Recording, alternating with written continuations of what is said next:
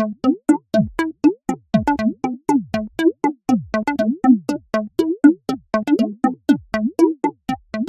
we're not in Romania. This is a car that is sold in America. It's a 2014 Mitsubishi Mirage.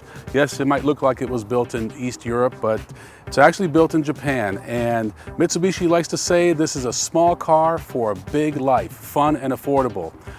The good news is it gets 44 miles to the gallon on the highway. The bad news, it's just not very well refined.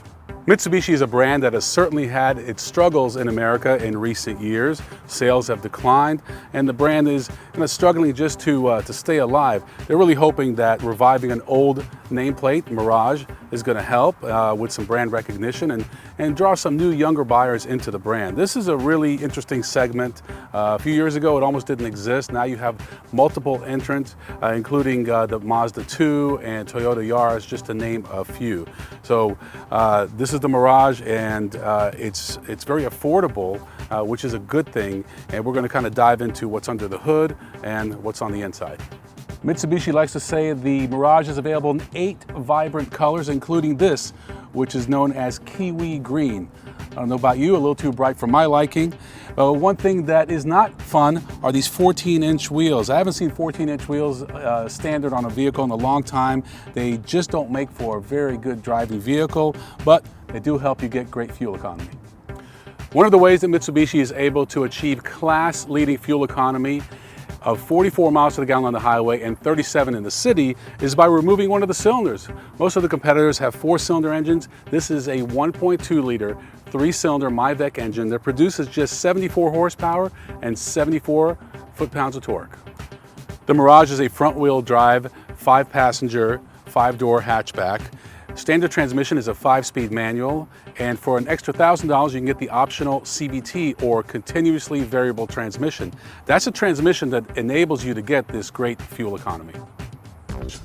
They should really call this car the Mitsubishi Massage, because when you're at a stoplight, it vibrates so much, you feel like you're getting a massage. The interior is about as bland as it can get. Again, nothing exciting going on here except push button start, but it's on the left instead of on the right, which is kind of odd to me. The 2014 Mitsubishi Mirage is available in 2 trim levels. The base, or DE, starts at $12,995, and the upscale model, or ES, starts at $14,195. 5-speed manual is standard, and CVT adds $1,000 to each. From a driver's perspective, you can hear just how loud this car is. It's a 1.2-liter 3-cylinder motor, I get that. So it's working very hard to accelerate. You're lucky to get to 60 in about 11 and a half or 12 seconds. Beyond that, the steering is not very good. You kind of turn the wheel and a few seconds later, the rest of the car catches up to it. It doesn't handle very well. It's not very stable on the freeway, but this is one of the cheapest cars you can buy in America, so I guess it has that going for it. This is really not a very good car, and it's hard for me to say that about many vehicles, and I realize that a lot of people that are going to be buying this car are going to be on a pretty tight budget, but you know, for $15,000, there are a lot of wonderful used cars you can get that have much better technology and are much more stable than this vehicle. This is definitely much more of a city car because it does have a great turning radius, it's easy to park, and it's relatively easy to get in and out of. So I think I would recommend it as a commuter car in the city, and really a cheap set of wheels. But beyond that, not a lot of redeeming qualities to this Mitsubishi Mirage.